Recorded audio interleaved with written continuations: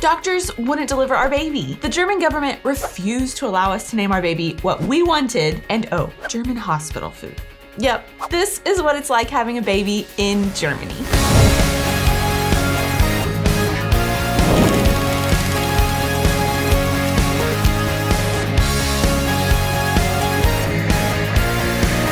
Hey guys, and welcome back to our channel. I am Donnie. And I'm Aubrey. And we are two Americans currently living in Germany, but now we are three, sharing all of our experiences living and traveling throughout Europe. There have been a lot of changes in our household. But of course, not just my new haircut, the even bigger change is the fact that we are now passport 3. And don't worry, Aubrey's mom has been here for the last 6 weeks helping us adjust, and she is watching our little baby for the moment while we film this video. And boy, do we have a lot to fill you guys in on. It has been a wild ride having a baby in a foreign country, and today we wanted to take a moment to share with you guys about our experience of doing so. And that's exactly what we are going to talk about today in our video. In Germany, having a baby. Is it different maybe? No, it definitely is different. So this is our first baby. So obviously we don't have personal experiences with having a baby in the US that we can compare to, but a lot of our family and friends have had babies in the US whose lives we have been very involved in, so we do have a good idea of what it's like. Also, this is our personal experience in our very specific part of Germany and hospital. So this isn't how everybody's birthing experience is in Germany, but we'd be really interested in knowing all of your thoughts in the comments below and maybe how some of your experiences compare to ours.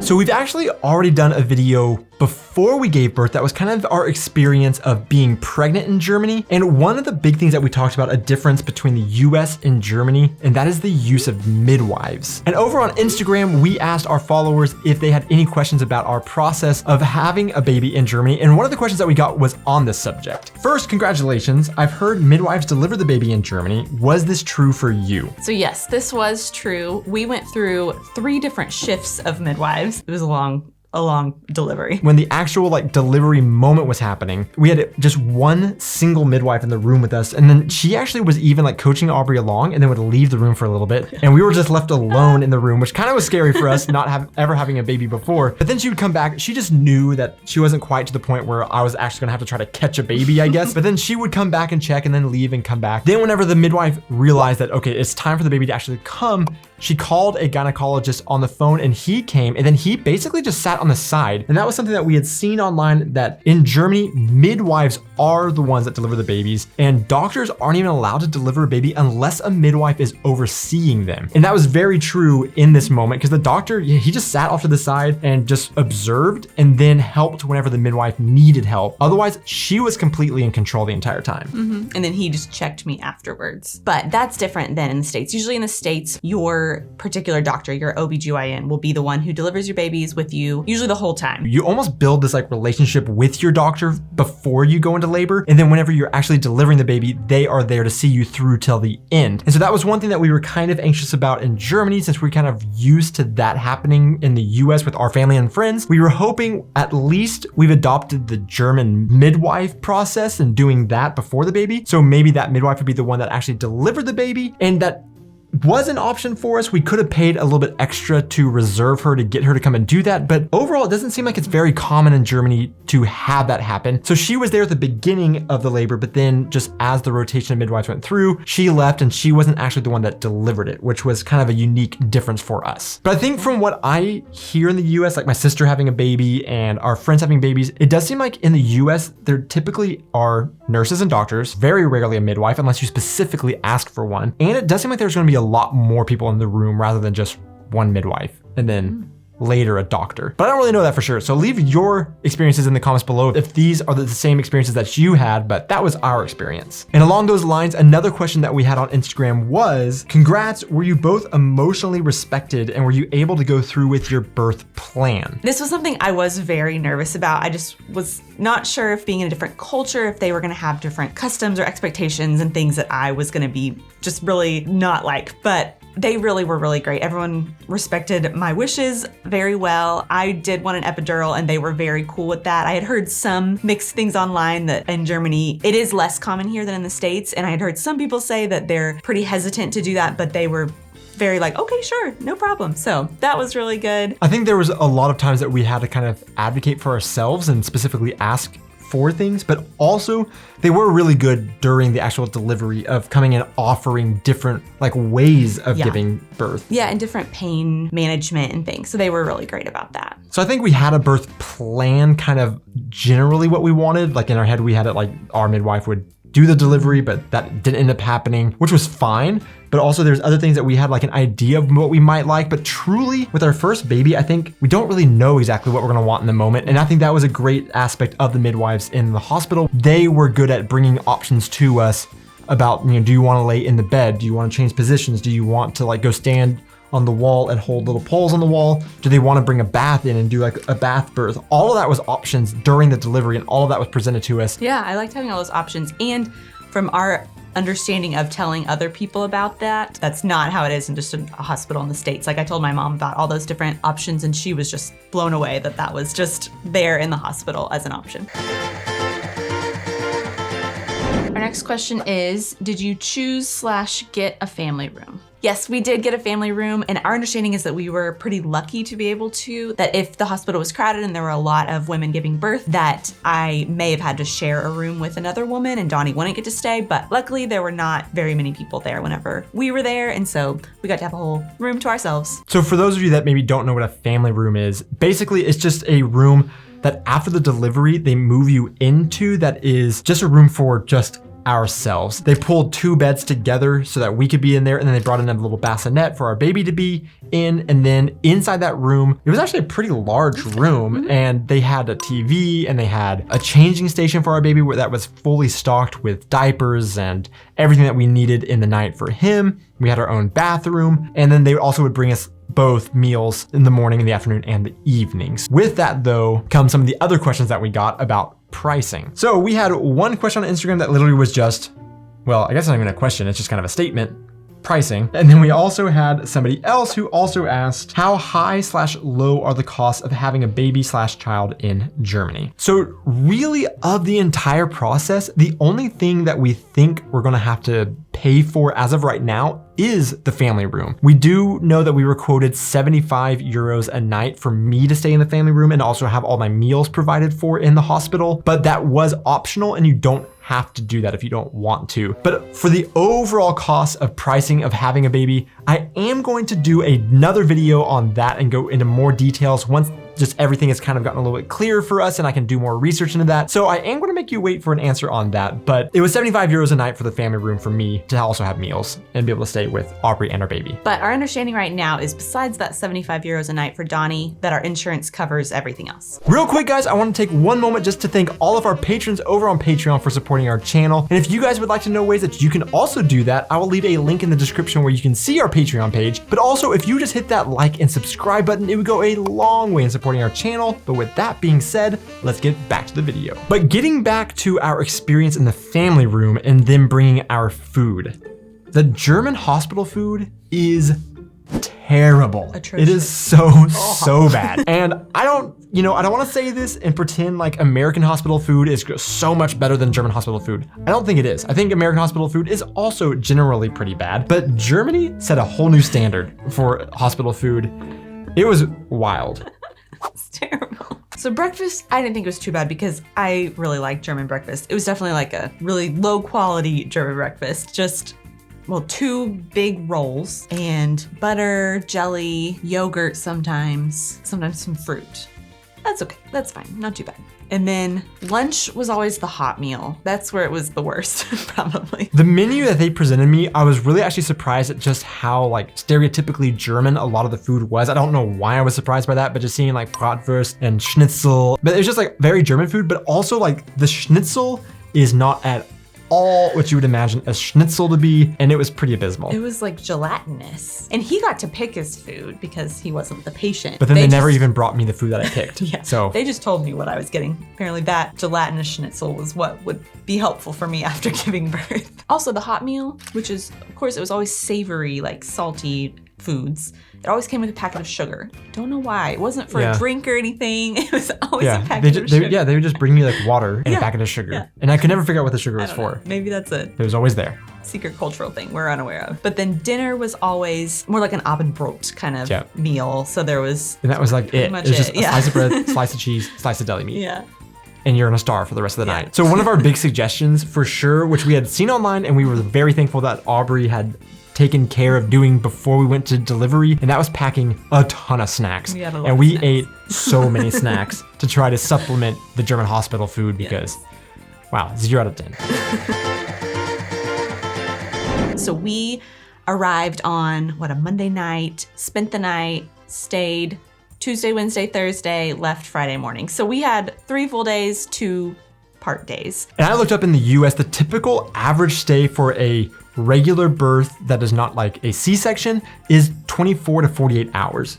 And that's it. And a big part of that short duration is the price of hospital stays in the US. People tend to want to get out as quickly as they can. You know, that was something that like for both of us, we were debating while we were in the German hospital on how we felt about the long duration. For me personally, I wasn't the one that gave birth, obviously, so this is not my place to say it, but I'm gonna say it was a ridiculously long amount of time to be in the hospital. I was going stir crazy just laying in that bed all day long for as long as we did, but I disagree. I enjoyed being there that long. Just it made me feel more confident that we knew what we were doing, that our baby was taken care of, and that my postpartum care was taken care of. So I think it was just enough for us. And it was something that our midwife actually came in and explained to us was because most of the time that we were in the room, there was literally nothing going on. It wasn't like we were in there and doctors or midwives or nurses were coming and checking on us. We were just in there just alone, just laying there, and then they would bring us our meals and then leave us alone. And she told us that a big part of that is to kind of force us to rest. Because she explained that if you go home, you're gonna be looking around and you're gonna see little things here and there that you want to do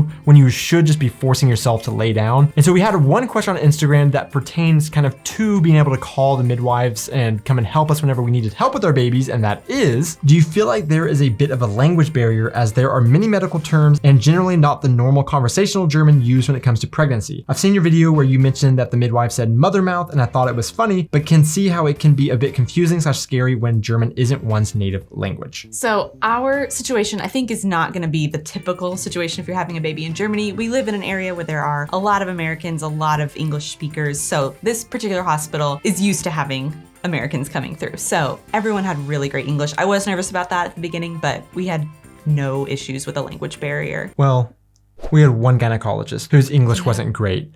But again, we also don't go to the hospitals and expect them to speak English to us. And there were times where, sure, like they forgot like a certain English word or whatever. But like with my German knowledge, they could say the German word and I was able to translate it. And that's kind of the thing is like my German is to a level where it's like we can do most things. It's just specifically medical terminology or like birthing terminology. I never learned that. And so that was going to be kind of like a sticky spot, but it was never a problem for us. But this also our very specific situation with where we are located in Germany.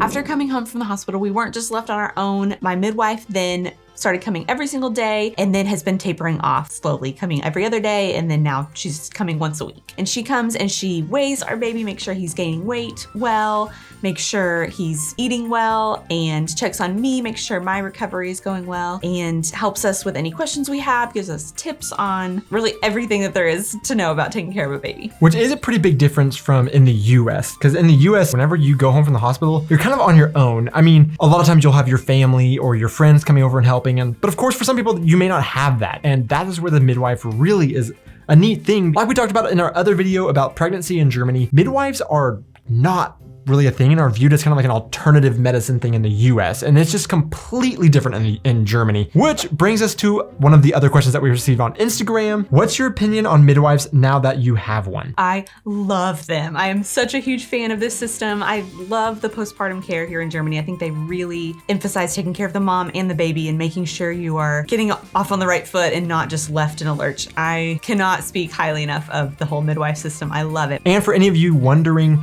I will again talk about this in a future video about prices, but this is also something that is covered by insurance for everybody. This is not something that we're just paying for extra to have a midwife like you would be in the US if you got a midwife. This is 100% covered by our insurance and we don't have to worry about anything. She just comes. So if there's one thing that unfortunately Germany is really famous for, that is bureaucracy. And that's something that we are coming across in Germany with our baby being born, unfortunately. So one of the very first things that a lot of people may be surprised by that we got from the midwife after our baby was born is paperwork to actually submit his name to the German government for approval. So literally the German government says whether or not you can name your child what you want to name him or not. So they do this so that they can hopefully protect a child from having a weird name that's going to be unfortunate for them in their life, like Apple or Seven, something strange. But it's not super strict, like they're gonna say, no, you can't name your child Thomas. But we did come into an issue with the name of our child, unfortunately. It is not necessarily because the German government said that we couldn't name him what we wanted to name him, but they say that they can't physically enter the name into their systems that we want to name him. And that's because he is a legacy name. So this is something that is a lot more typical in the US, and from what I've gathered, since I'm a legacy name, meaning I'm named after my father and my father's named after my grandfather, this doesn't really happen in Europe unless you're like part of a royal family of some sort. So I am the third in my family. So after my last name comes I in Roman numerals to designate that I am the third of our name. And my son is the fourth. And so in the US, on all of his legal documents, he would have IV Roman numerals, but Germans were very confused by this, and I was very surprised at how confused they were by this, but in the hospital, they brought us his paperwork and they kept doing it wrong. They like couldn't figure out how to do last name and then the Roman numerals. And I kept trying to tell them how to do it, but they were just saying, oh, this is not possible. This is not possible. And they finally just said, take it up with the government. So one of the other pieces of paperwork that we had to fill out is his registration paperwork with the German local authorities. And so I had to call them and ask them if they would please do it the way that we want it to be done. And they again told me, oh, that is not possible in Germany. We cannot do that in our systems. And I tried to explain to them that literally every single one of my German IDs all has the Roman numerals exactly like it is in the US. So it seems like it's possible, but I guess it's not when you're actually registering a new name. So they say.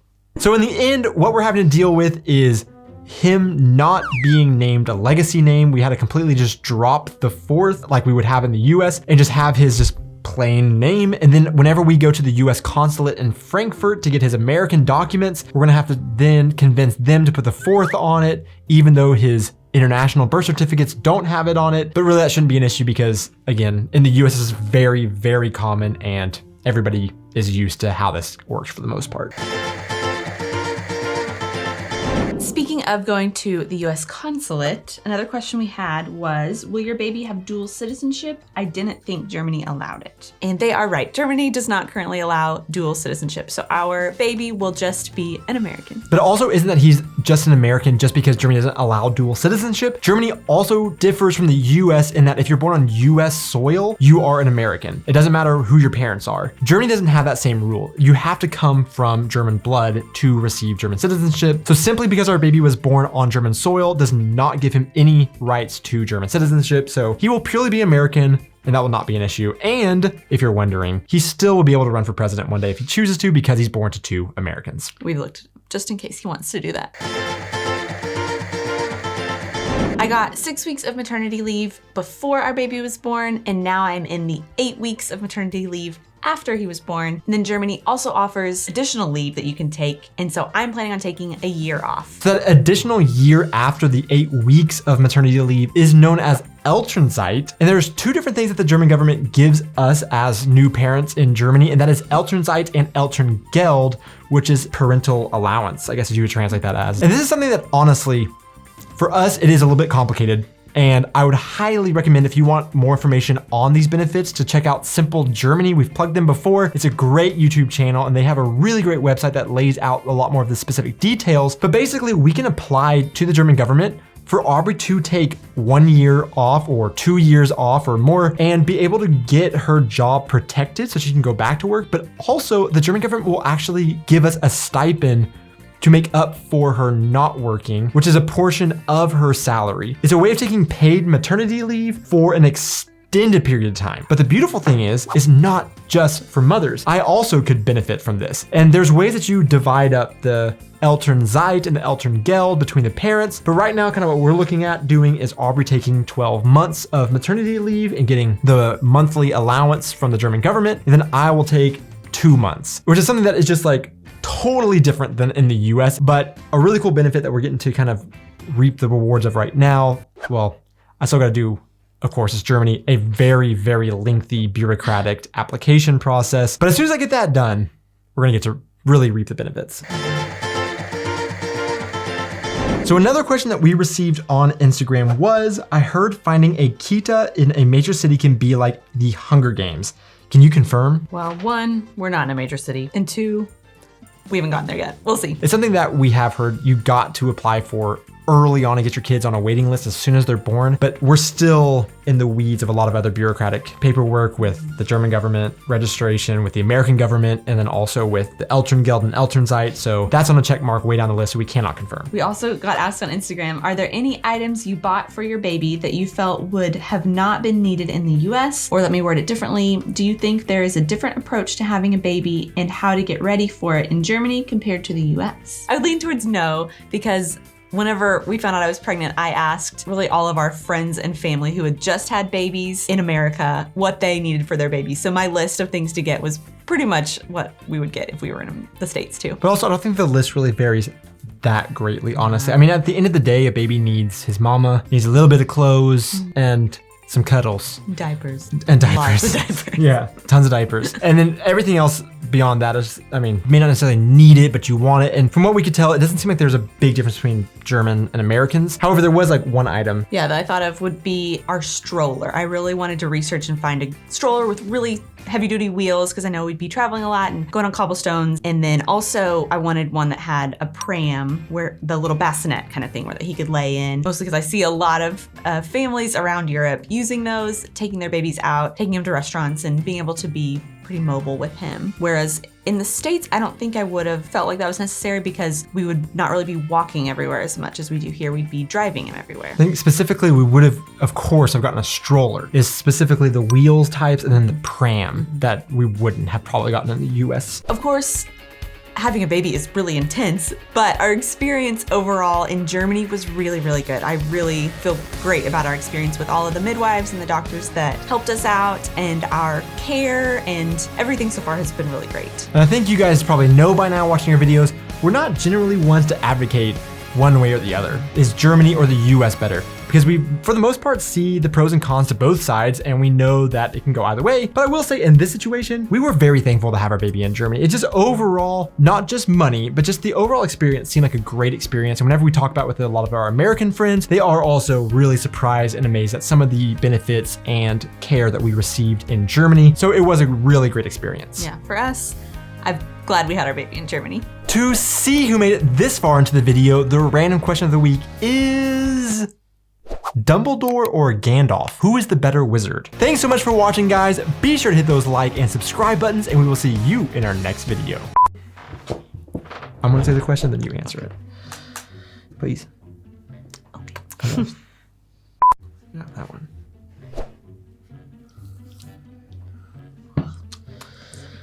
Come on. Okay. So it's a way of basically taking paid maternity leave. It's a way of taking paid maternity leave